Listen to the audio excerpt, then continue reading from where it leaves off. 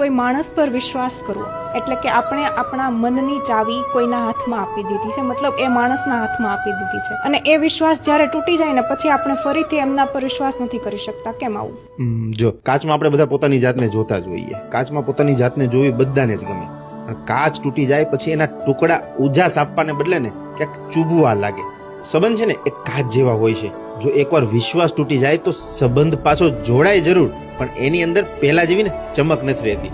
જે સુંદરતા હતી એ કદી જ પાછી નથી આવતી.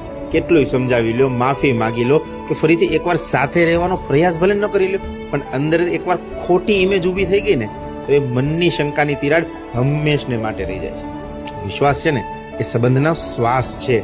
જેમ શ્વાસ ન હોય તો જીવન ન હોય, એમ વિશ્વાસ ન હોય ને તો સંબંધ તો બિલકુલ જ ના હોય. ટુકડા જોડો પણ એની ધાર હજી પણ રહી જાય છે, યાદ રાખજે. અને એને એ ધાર અચાનક ભાષા, વાણી કે વર્તન થકી ફરીથી ચૂવી શકે છે. એટલે જ તોડવા કરતા સંભાળવામાં વધુ સમજદારી છે દોસ્ત, કેમ કે વિશ્વાસ એ એક કમાયેલી વસ્તુ છે. દયાથી નહીં મળે, વર્તનથી જ પાછી